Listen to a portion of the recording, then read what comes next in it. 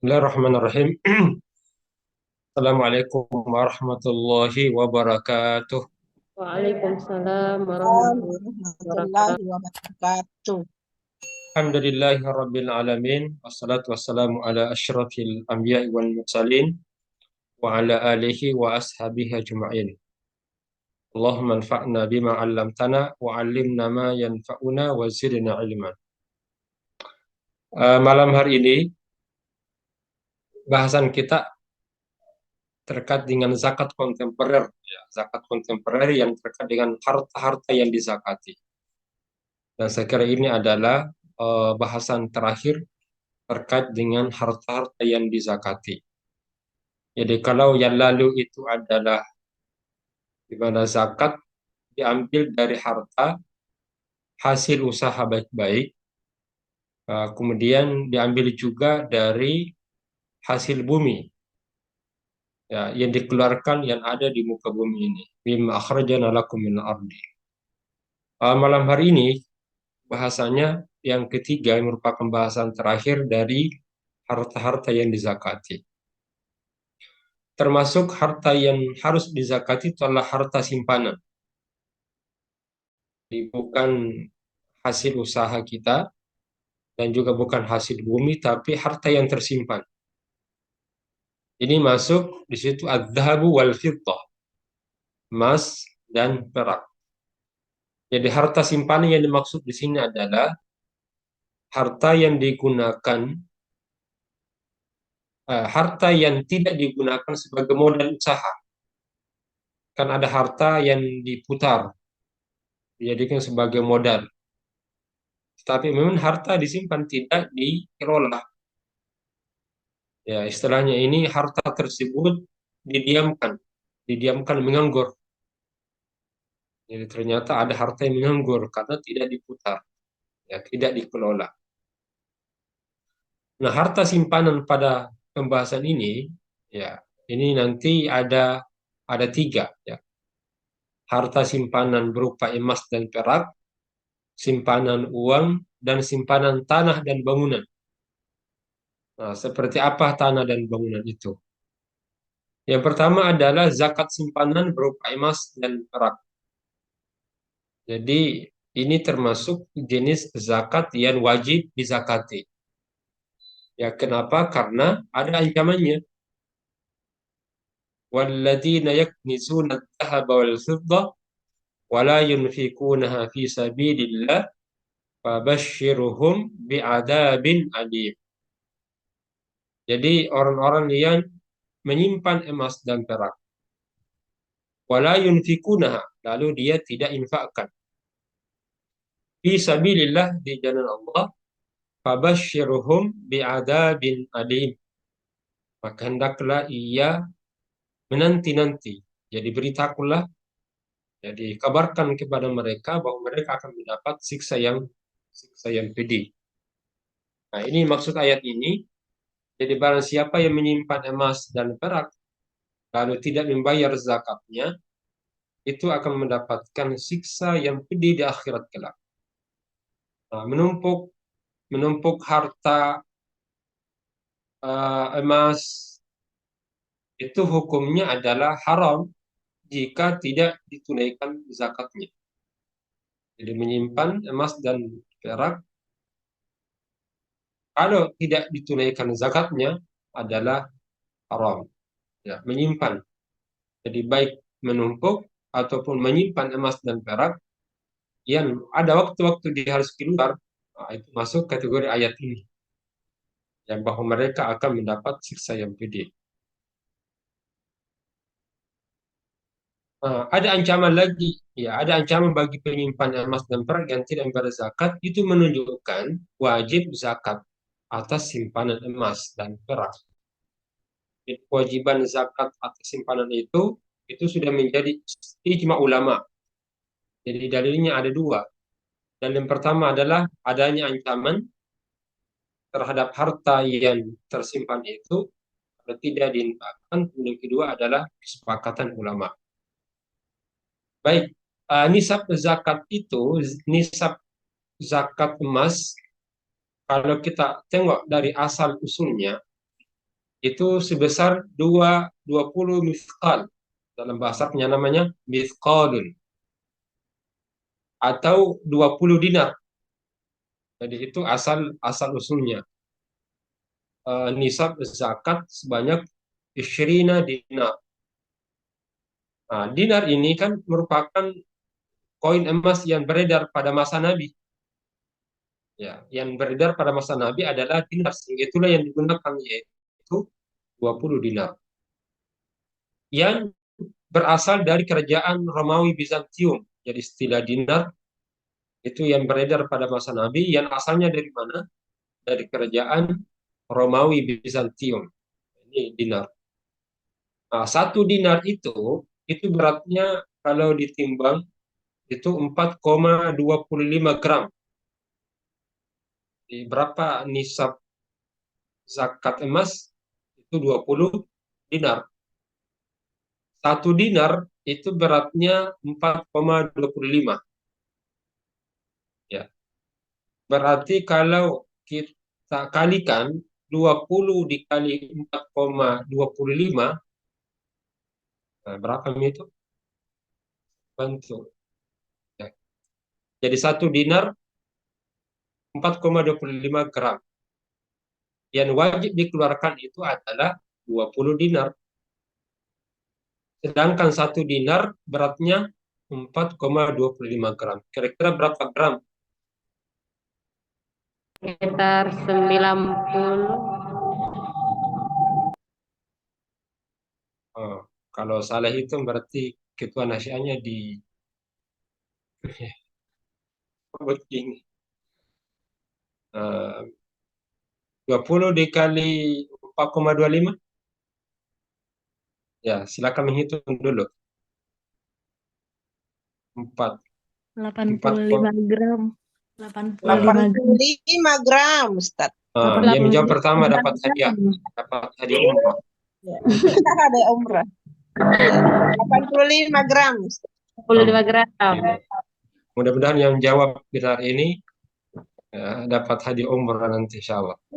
Amin ya rabbal alamin. Berangkat bulan 11, Ustaz. Oh, sudah ada ini. Saya dapat dua tawaran ini tanggal bulan yang sama, tanggal 24 November dan tanggal 18. Nah, saya pengusaha kasih satu ini yang bisa membimbing jamaah haji, ya, yang membimbing umrah, Tanggal 24, Ustaz. ya 24. Amin ya rabbal alamin. 85 gram. Jadi kenapa ada 85 gram yang disepakati sekarang? Itu diambil dari 20 dinar.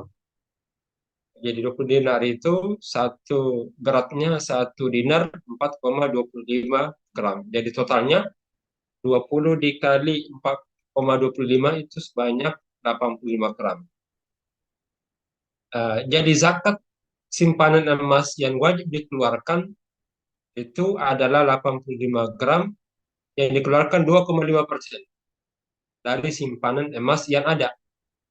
Dari simpanan yang ada. Ya minimal ini yang kita pahami, dari mana asal usulnya itu 85 gram. Ya, yang asal usulnya tadi, bahwa nisab zakat emas adalah 20 miskal atau 20 dinar. Karena setiap dinar itu adalah 4,25 gram. Nah, nisab zakat sebesar, kalau perak itu 200 dirham.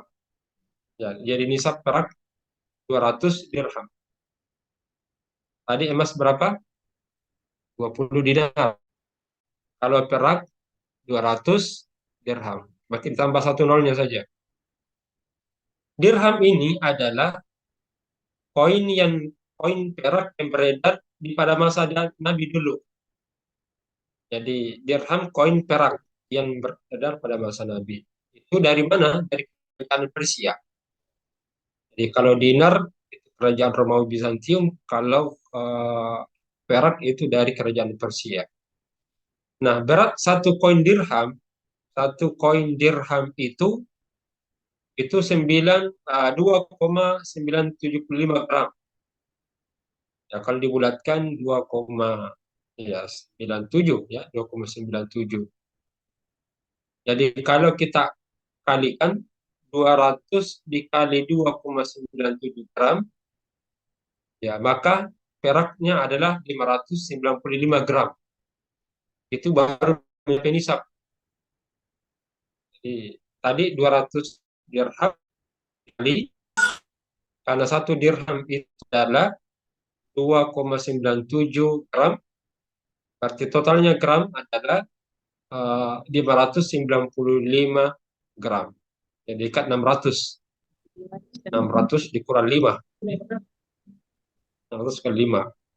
Jadi zakat simpanan perak itu yang wajib dikeluarkan kalau mencapai perak 595, maka wajib dikeluarkan 2,5%. Jadi kalau emas 85 dari 200 dinar, akan perak 595 dari 200 dirham. Masing-masing keluar 2,5%. Hanya di sini ada keterangan terkait dengan emas, karena tidak semua emas wajib dikeluarkan. Jadi yang memiliki kekayaan emas dan perak untuk simpanan, jadi pada dasarnya adalah wajib dizakati. Kenapa? Emas yang merupakan harta simpanan wajib dizakati. Karena emas dan perak ini itu merupakan sumber untuk pengembangan harta. Banyak di antara kita beli emas karena berkembang, kan? Ya, jadi banyak beli emas. Mana emas ini semakin naik, semakin hari semakin naik harganya, semakin tahun dari tahun ke tahun naik harganya. Itu berarti emas berkembang. Nah, harta yang berkembang itu wajib dizakati. Yang kedua, ketentuannya tentang emas ini, jika emas perak digunakan seseorang, jadi kan ada emas yang disimpan, tapi ada emas yang digunakan. Nah, kalau ada emas yang digunakan, maka kita lihat penggunaannya. Lihat dulu penggunaannya. Jika digunakan untuk hal yang terlarang, ada emas yang digunakan tapi dilarang di situ. Seperti apa? Jadi ada piala, ada hiasan dinding. Ya, sebenarnya kan tidak boleh itu jadikan piala. Piala dari emas. Hiasan dinding, perhiasan laki-laki seperti kalung, gelang, ini terkena zakat. Jadi kalau ada emas yang dipergunakan hal-hal yang sebenarnya tidak boleh, karena itu bagian dari bermegah-megah seperti hiasan dinding. Ya kenapa emas tidak boleh digunakan itu? Karena ada tafakhur, istilahnya bermegah-megah, dan yang sebenarnya tidak boleh itu dilakukan. Atau kalau dijadikan sebagai perhiasan laki-laki, ala kalungnya. Maka ini yang wajib dizakati. Harus keluar, harus keluar. Adapun pemakaian yang digunakan emas secara berlebihan, ya, misalnya ada lagi emas yang digunakan oleh perempuan yang boleh, sebenarnya boleh gunakan emas, tapi digunakan secara berlebihan, ya, maka oleh perempuan ini yang digunakan wajib keluar, karena tidak sebatas menggunakan sebagai perhiasan biasa, tapi sebagai bentuk kemegahan. Nah, kalau itu digunakan, maka itu wajib dikeluarkan. Berbeda kalau perhiasan emas atau perak yang mubah. Misalnya bagi perempuan kan dia gunakan cincin, perhiasan biasa, jadi bukan untuk bermegah-megah. Atau kalau laki-laki juga gunakan perak, ini tidak terkena zakat, karena masuk kategori harta yang tidak tergolong berkembang. Jadi tidak ada pengembangan itu, karena hanya sebatas dipakai. Jadi cincin yang tidak berkembang di situ memang sengaja dipakai saja, bukan untuk bermegah-megah, bukan untuk mau dikembangkan itu, maka ini tidak wajib dikeluarkan. Melainkan sebagai perhiasan. Jadi itu karena itu menjadi apa? Kebutuhan manusia yang dibolehkan oleh syariah. Nah, laki-laki tidak boleh gunakan cincin dari emas, kecuali perak. Nah, perempuan boleh digunakan sebagai perhiasan dengan catatan sebagai kebutuhan biasa saja, bukan untuk bermegah-megah. Karena itu adalah kebutuhan, maka sama yang lain seperti HP kita gunakan, mobil kan itu kebutuhan itu, kebutuhan mubah, berbagai harta-harta yang lainnya. Baik, itu kategori beberapa jenis emas. Maka yang wajib dikeluarkan itu adalah 2,5%. Nah, pertanyaannya, cara mengeluarkan zakat emas itu 2,5, apanya dikeluarkan? Apakah dipotong, ataukah dipecah, ataukah dibelah? Maka yang dikeluarkan itu adalah harganya, nilainya. Jadi nilai dari perhiasan yang dikeluarkan. Yang dikeluarkan itu ada nilai dari harta itu berupa uang. Berupa uang. Jadi misalnya 2,5%. Yang keluar adalah 2,5%. Jadi kalau kita punya 100 gram, maka keluar 2,5 gram. Nah, harga 2,5 gram itu ya berapa? Jadi keluarkan ya, itu yang di pasaran berapa emasnya. Nah, itu yang dikeluarkan dalam bentuk uang. Nah, ini keluar setiap tahun. Ketika mencapai nisab, tahun, kemudian tahun depan masih mencapai nisab, maka keluar lagi. Nah, baik, itu nisab zakat perhiasan ada 85 gram, ya, 85 gram emas murni. Yang menjadi ukuran adalah nilai perhiasannya. Jadi bukan ukurannya, tapi nilai perhiasannya. Oleh karena itu, jika seseorang memiliki simpanan emas dan perak, menurut jumhur ulama, maka harus dikeluarkan zakatnya. Baik. Yang kedua, kita selesai zakat emas dan beberapa permasalahan di dalamnya. Nah, termasuk sekarang adalah yang kedua, harta simpanan berupa uang. Nah, uang ini berfungsikan sebagai alat tukar, pengukur harga, bahkan juga bisa menjadi alat penyimpanan kekayaan. Nah, jadi uang itu bukan hanya sebatas sebagai alat tukar, tapi juga bisa menjadi penyimpanan kekayaan. Makanya tidak sedikit dari kita ketika ada duit berupa rupiah, maka dikumpul itu sebagai simpanan kekayaan. Nah, demikian juga fungsi emas dan perak sebagai mata uang sekarang sudah digantikan oleh uang kertas yang berlaku di setiap negara. Oleh karena itu, simpanan uang yang dimiliki seseorang itu juga terkena zakat jika telah memenuhi persyaratannya. Ya. Apa persyaratan simpanan uang yang akan menjadi wajib bagi untuk dikeluarkan? Yang pertama, uang itu telah mencapai nisab, di mana nilai uang itu 85 gram emas murni. 85 gram emas murni. Jadi kalau mencapai harga itu, 85 gram, 1 gram, 1 juta. Berarti 85. Jadi kalau kita memiliki uang sebanyak 85, maka itu berarti sudah mencapai nisab, wajib dikeluarkan. Yang pertama. Yang kedua, simpanan uang ini itu harus berlalu 1 tahun. Tetap ada haulnya juga.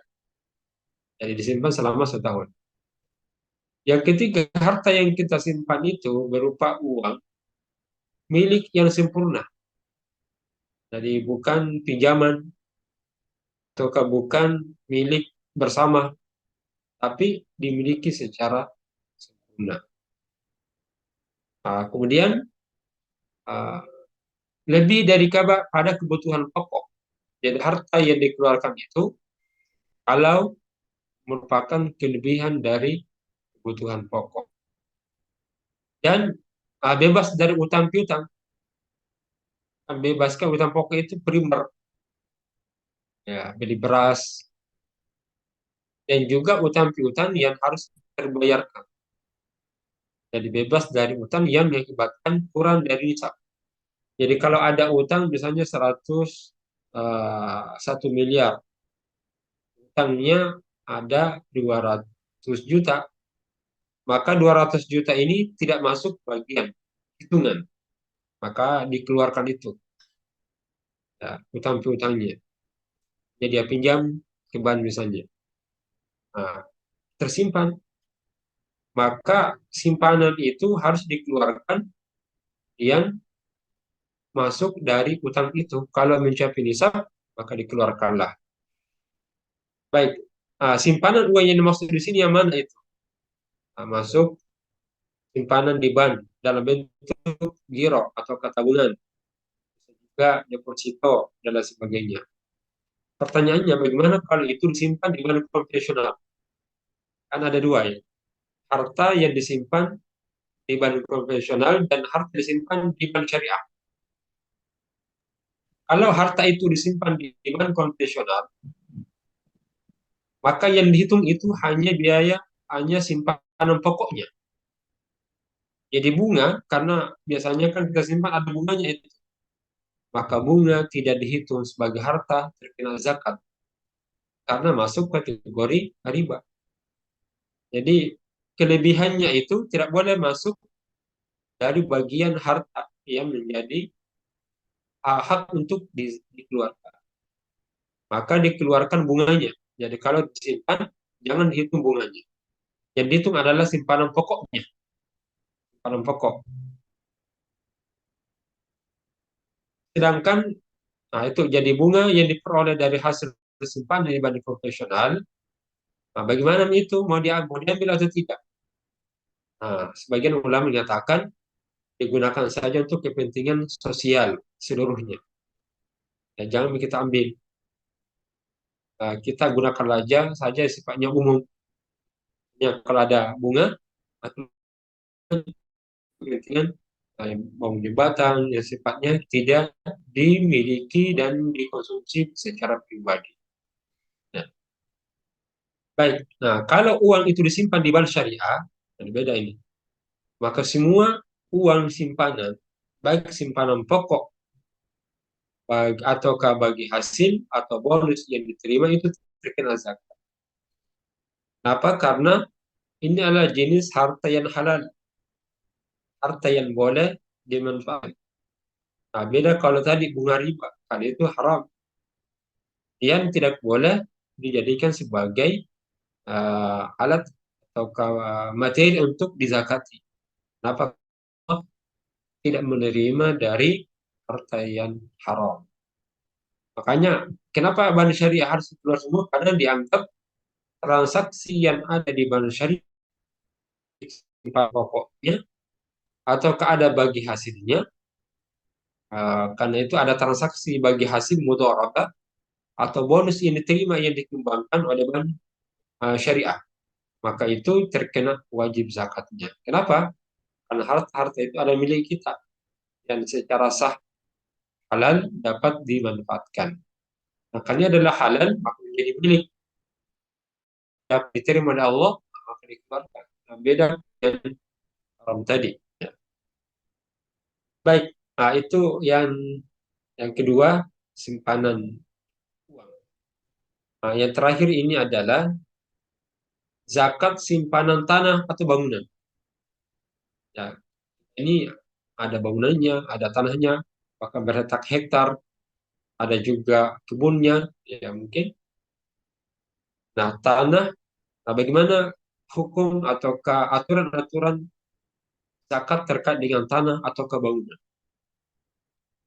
Baik, jadi tanah yang dibeli untuk ditanami, kan ada tanah yang dibeli untuk ditanami tanaman. Waktu misalnya situ ada buah-buahan, maka itu tidak terkena zakat, tidak terkena. Jadi kita beli 1 hektar misalnya, lalu itu digunakan untuk bercocok tanam. Di situ ada buah-buahan.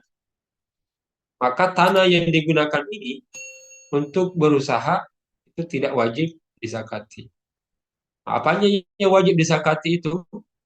Tanaman, buah-buah bukan tanah. Tanah asalnya, kalau ada tanamannya, maka yang disakati bukan tanahnya, tapi tanamannya, buah-buahnya. Kalau ada hasilnya dan mencapai nisab, itu pun harus mencapai nisab. Nah, jika tanah itu disewakan, ada tanah tapi disewakan, maka yang terkena zakat adalah hasil persewaan tanah, bukan nilai dari tanah itu. Ini ada coupling ini. Maka yang kita keluarkan adalah kalau hasil sewa coupling itu yang kita gunakan ada hasilnya dan mencapai nisab. Jadi bukan nilai tanah coupling. Dan satu coupling harganya 100 juta. Nah, maka yang keluar itu adalah hasilnya, hasil sewaannya kalau disewakan, ataukah tanamannya kalau ditanami. Tapi kalau tidak ada, maka nilainya itu tidak dikeluarkan. Jadi bukan nilai dari tanahnya. Hanya 100 juta harganya. Maka tidak bisa langsung dikeluarkan 2,5%.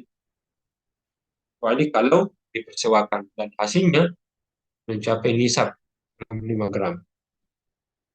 Baik, nah bangunan yang dibeli atau dibangun untuk digunakan sendiri. Nah, ini kita beli bangunan. Atau ada, baru kita bangun pemanfaatannya untuk kebutuhan sehari-hari, tempat tinggal. Ini tidak terkena zakat. Ya, karena kenapa? Tidak tergolong harta yang berkembang. Karena kalau itu digunakan, hanya digunakan keseharian kita, setelah kita bekerja, kita beristirahat, nah, maka tanah yang kita gunakan itu, ya, karena tidak menghasilkan dan tidak berkembang, nah, maka itu tidak lagi. Sama dengan bangunan, milik rumah untuk ditempati, maka ini tidak wajib disakati karena bangunan itu tidak berkembang, tidak ada hasilnya. Kecuali kalau bangunan disewakan, ada hasil. Tapi kalau bangunan hanya semata untuk dipakai saja, jadi maka tidak terkena wajib, tidak terkena zakat. Nah, kecuali kalau bangunan itu disewakan, maka terkena hasilnya dari persewaan. Uh, jadi nilai dari bangunan itu ataukah nilai dari tanah itu tidak terkena zakat.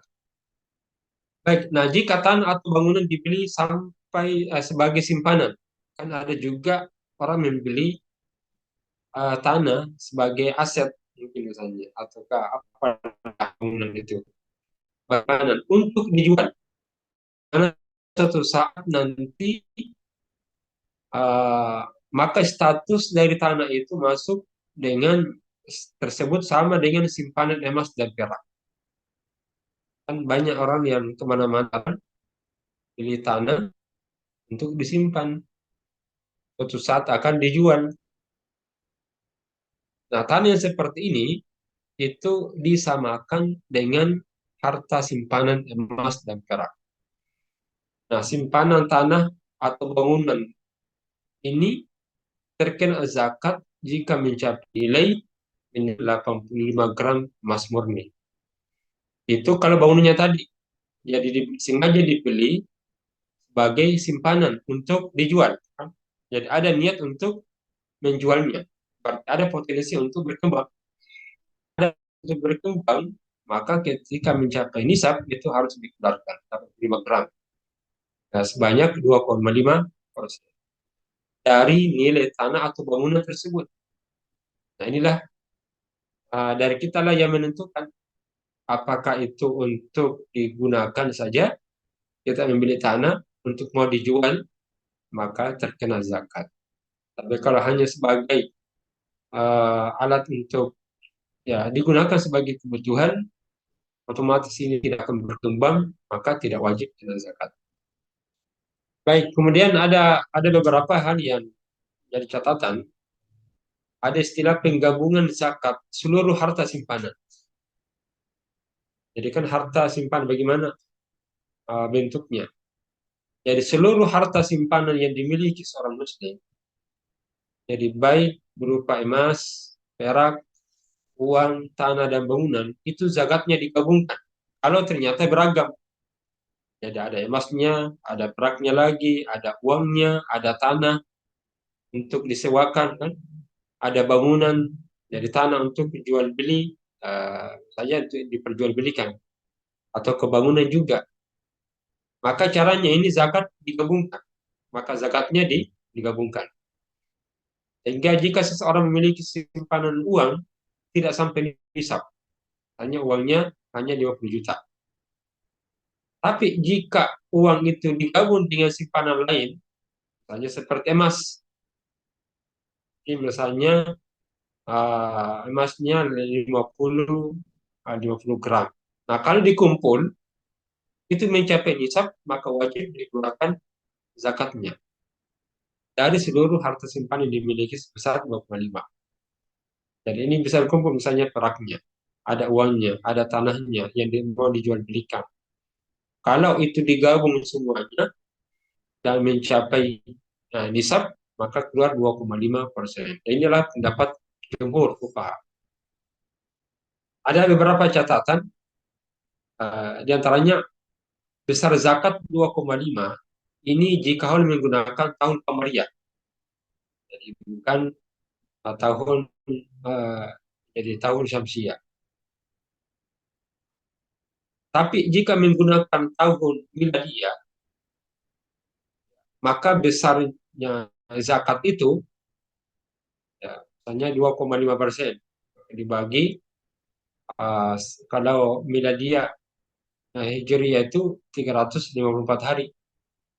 Kalau Miladiyah itu 365 hari. Ya. Baik, saya kira ini jenis harta yang bahasan kita merupakan bahasan terakhir, dan dari harta-harta yang wajib dizakati. Jadi baik zakat emas dan perak ataupun uang, maka di sini ada simpanan tanah dan atau bangunan. Dan terakhir adalah seluruh harta simpanan yang ada itu harus digabungkan. Maka dari gabungan-gabungan inilah nanti ya kalau tidak mencapai nisab maka tidak keluar, tidak wajib dikeluarkan. Tapi kalau ternyata mencapai, walaupun kalau dipisah-pisah tidak mencapai, tapi kalau digabung mencapai nisab 85, maka itu sudah wajib dikeluarkan. Baik, saya kira ini kalau ada pertanyaan kita buka. Teman, silahkan raise hand untuk yang ingin bertanya. Silakan Yunda Muslihatisha. Saya silahkan untuk bertanya. Terima kasih. Assalamualaikum warahmatullahi wabarakatuh. Mohon maaf saya tidak nampakkan kan. Ustadz, terima kasih banyak atas materi pada malam ini. Mohon maaf saya terlambat. Sebenarnya selama ini ternyata terkhusus saya salah pengertian Ustadz. Bahwa harta anggaplah emas yang terpakai selama ini itu kami sakati. Tapi setelah mendengar tadi bahwa kalau harta itu, mudah-mudahan saya tidak salah dengar, harta itu maksudnya emas itu tidak berkembang, maka anggaplah yang sekedar dipakai Ustadz, maka itu tidak perlu disakati. Cuma muncul pertanyaan Ustadz, anggaplah ada emas, ada yang dipakai, tapi ada lagi emas yang dipakai juga, tapi kadang Ustadz dikasih ganti-ganti, tapi tetap dipakai. Apakah ini pertama harus dizakati Ustadz? Itu pertama. Kedua, masalah yang anggaplah kita punya tanah, tetapi tanah itu untuk sementara itu belum berkembang, seperti anggaplah warisan Ustadz. Itu hanya tersimpan saja, tidak berkembang. Apakah yang demikian ini juga artinya tidak wajib disakati karena belum berkembang, hanya tersimpan, tidak dipakai juga? Itu untuk sementara, Ustaz. Makasih banyak. Sekian, Assalamualaikum warahmatullahi wabarakatuh.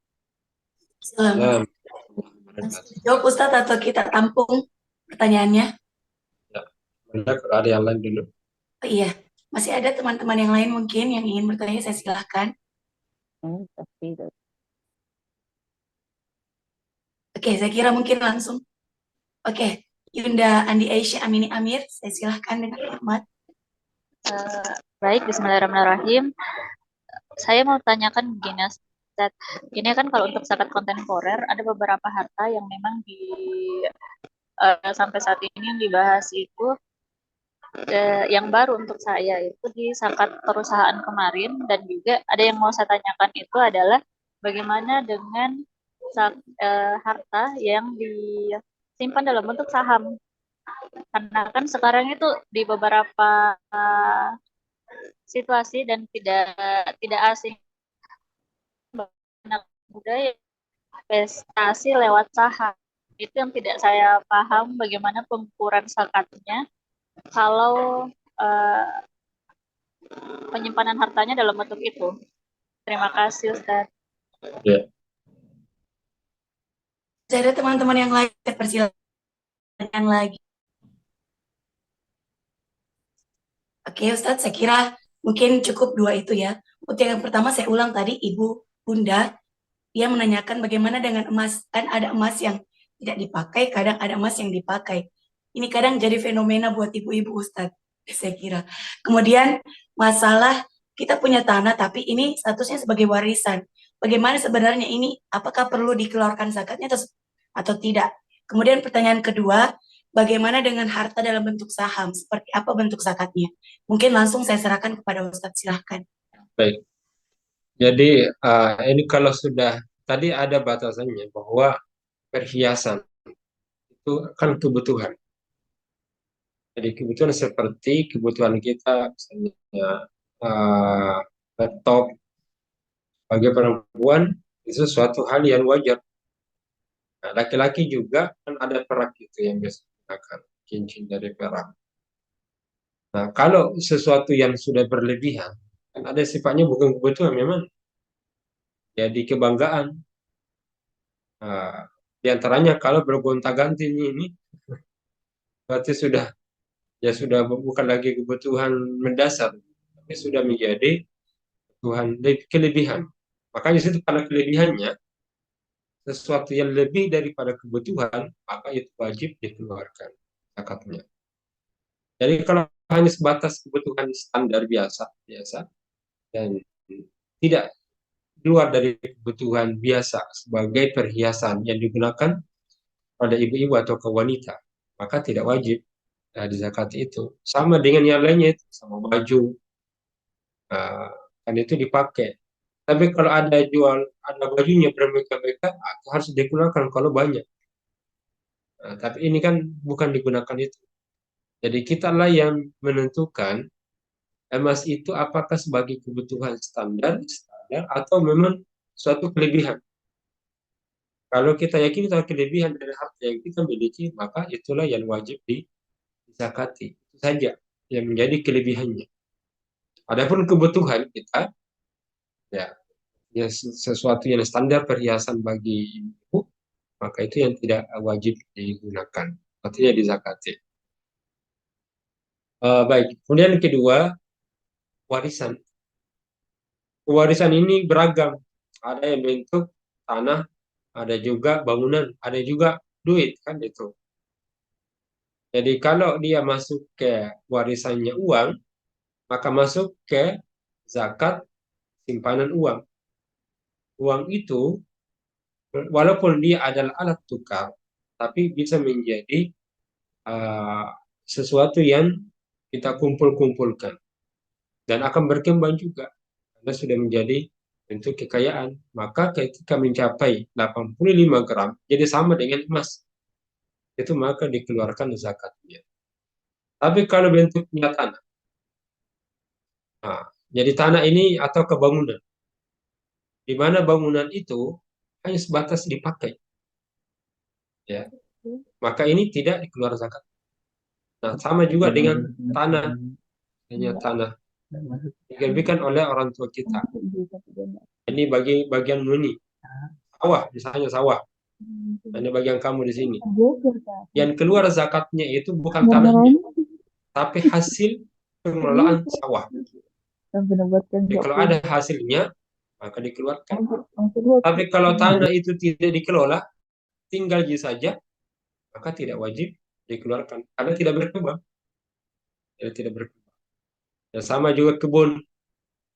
Kebun kalau kita dapat warisan kebun, maka tidak wajib dizakati nilainya kebun itu. Hanya Ibu Sudati punya kebun 50 hektar di Goa, penentuan tanah. Maka kalau ada hasil kebun itu yang dikeluarkan. Tapi kalau tidak dikelola, mati. Jadi tidak ada pengelolaan. Jadi tidak berkembang itu harta. Maka ini tidak wajib dizakati. Nah, jadi intinya tadi ada nilainya yang berkembang. Jadi kalau dikembangkan, diproduktifkan, maka itulah yang produktif yang dikeluarkan itu. Berarti ada spekulasi kalau begitu supaya tidak keluar zakatnya harta warisan biar tinggal begitu misalnya, kami dikelola. Nah, tapi ini berdosa biasa kalau tidak dikelola. Tidak ada orang tua kan maunya beramal, berjalan untuk pahalanya.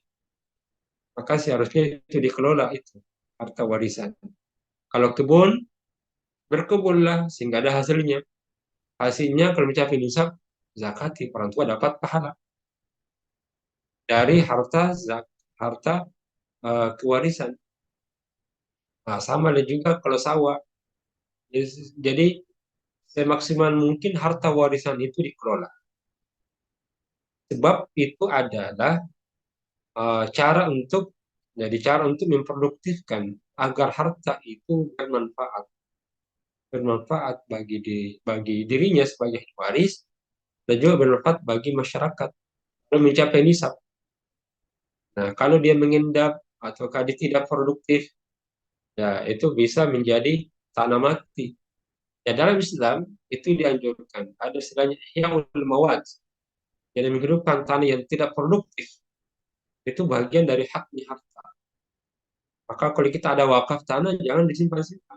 Harus dikelola harta orang lain. Nah, sama juga kalau kita jadi kewarisan. Ya seperti itu. Kalau memang tidak terkelola dan tidak berkembang, maka harta kewarisan dalam bentuk tanah ataupun bangunan, maka tidak wajib zakat. Kecuali kalau warisannya dalam bentuk uang tunai. Itu pun kalau kita pegang telah mencapai 1 tahun. Tapi kalau langsung dibagi, misalnya 100 juta, tidak langsung keluar. Nanti tunggu dulu sampai 1 tahun. Kalau mencapai tahun 1 tahun baru dikeluarkan. Baik, kemudian yang kedua, zakat saham. Ini masuk kategori surat-surat berharga.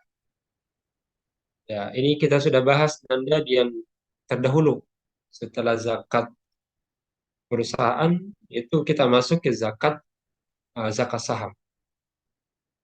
Nah, tapi mengulangi saja sedikit. Jadi saham itu merupakan bentuk kepemilikan. Jadi ada sama juga karena di situ ada perusahaan. Jadi karena kepemilikannya atas perusahaan, karenanya pemegang saham itu merupakan milik perusahaan. Jadi saya ulangi bahwa saham merupakan bentuk kepemilikan atas perusahaan. Makanya pemegang saham itu merupakan pemilik perusahaan. Nah, keuntungan atau kerugian atas saham itu diketahui setiap akhir tahunnya. Jadi setelah dilakukan rapat umum, misalnya rapat umum pemegang saham, sama-sama mereka yang memegang saham itu dilakukan rapat, namanya RUPS, rapat umum pemegang saham. Dan pada saat itulah kewajiban zakat saham muncul. Jadi setelah dirapatkan dan ada keuntungannya dari keuntungannya itu.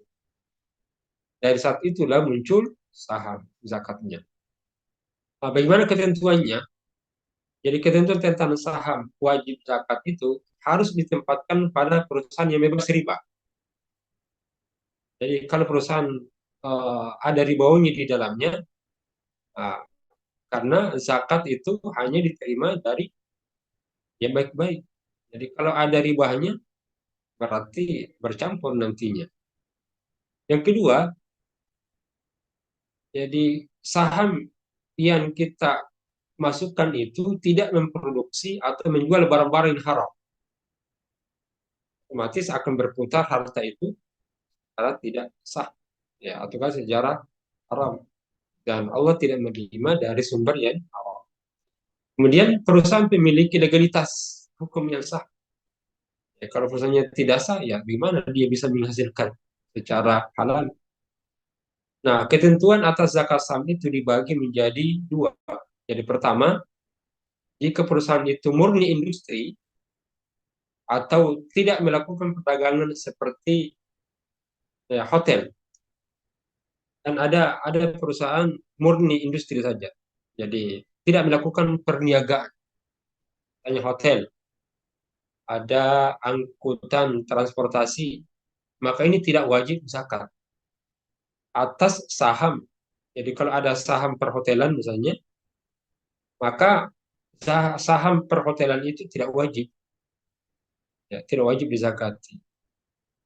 Karena kenapa? Aset perusahaan tersebut berbentuk benda tetap. Ya. Nah, zakatnya diwajibkan oleh perusahaan secara keseluruhan. Nah, kemudian kedua, jika perusahaan tersebut merupakan perusahaan dagang, kan ini, jadi perusahaan dagang, maka zakat saham tersebut wajib dibayarkan karena masuk kategori perniagaan. Jadi, karena ada usaha yang berkembang di dalamnya, maka dia nanti akan dikiaskan atau akan dimasukkan ke dalam zakat perniagaan. Maka sahamnya sebagai pemilik saham di dalamnya itu harus mengeluarkan zakatnya. Nah, meskipun tidak ada perusahaan yang tidak melakukan perdagangan, karena industri perhotelan misalnya sekalipun itu merupakan perusahaan yang memperdagangkan jasa, ya, tetapi usaha-usahanya itu ya hasilnya. Ada yang bertanya, dari mana saham itu harus dikeluarkan zakatnya? Apa dasarnya? Nah, itu tadi surah At-Taubah At-Taubah ayat 103. Khudh min amwalihim shadaqatan tutahhiruhum wa tuzakkihim biha. Ambillah zakat, jenis harta itu. Apalagi pemilik saham itu orang kaya. Mereka mendapatkan keuntungan dari saham yang mereka lakukan. Ini masuk kategori usaha yang baik-baik. Anfiku min thayyibati ma kasabtum. Keluarkanlah hasil usaha kamu yang baik-baik. Jadi yang usaha baik-baik itu.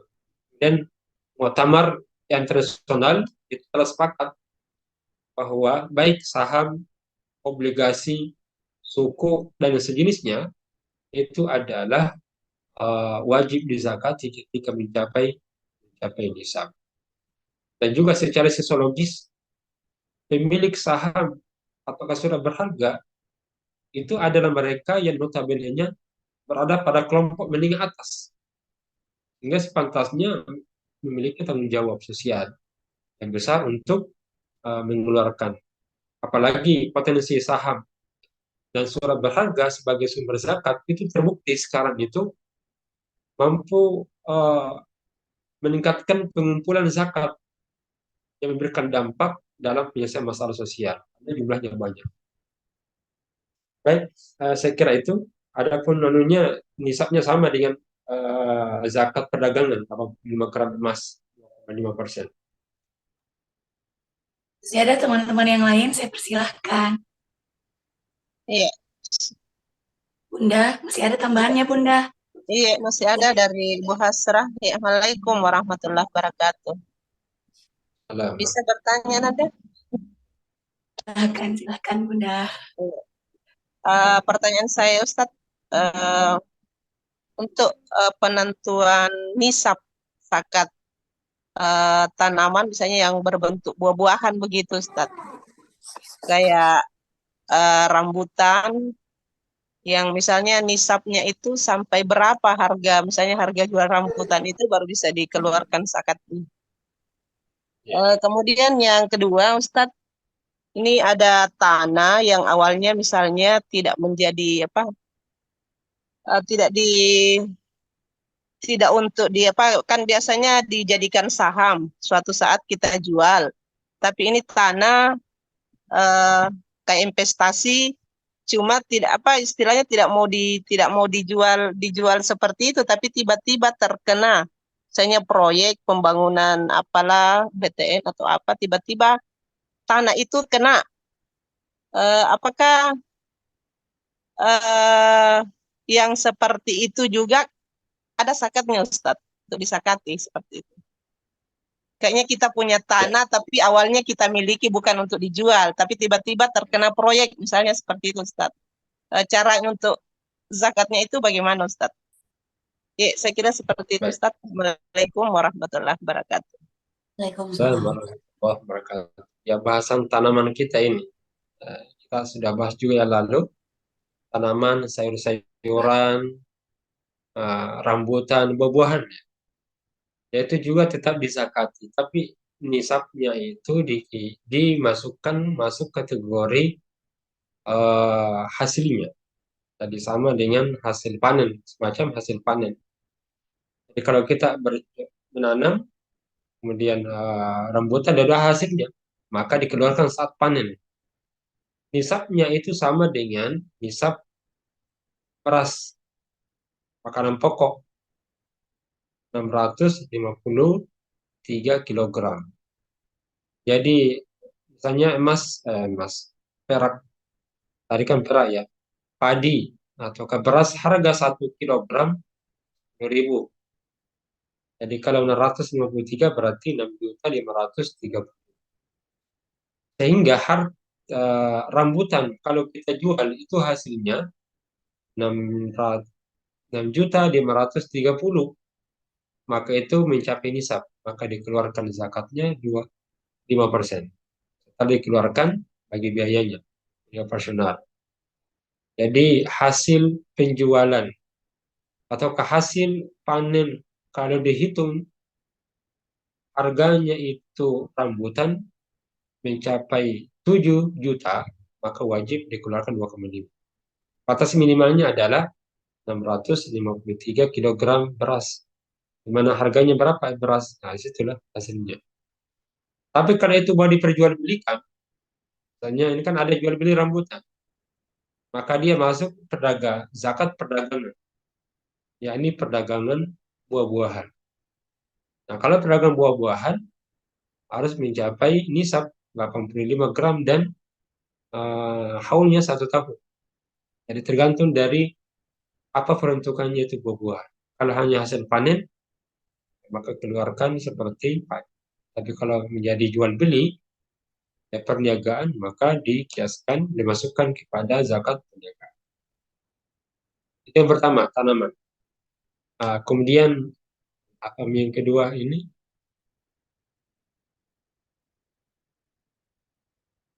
Nah, Ustadz, ditanyakan Bunda tadi tentang tanah. Hisap tanahnya ya, seperti apa? tanah. Jadi kalau tadi dikelola, jadi tanahnya itu asalnya kalau dia tidak berkembang, maka tidak ada zakat. Tapi kalau dikembang, maka hasilnya berupa dicocok, misalnya tanam padi, tanam sayur. Tapi kalau dasarnya ini tanahnya tidak zakati. Nah, bagaimana kalau ternyata kita beli tanah, kemudian akhirnya ada yang membeli karena terkena jalan? Maka yang dikeluarkan itu adalah hartanya itu, biayanya, harganya. Dan masuk ke zakatul mal berupa zakat uang. Jadi uangnya yang dihitung. Kalau hasilnya, kalau tanah itu misalnya 100 juta, maka keluarkan zakatnya 2,5. Tapi menunggu 1 tahun. Karena zakat uang tunai itu sama dan ada haul. nisabnya 85 gram dan ada haul 1 tahun dimiliki. Bila air Ustaz habis itu kalau tunggu 1 tahun, nanti dikeluarkan. Tapi itulah hakikatnya zakatul mal.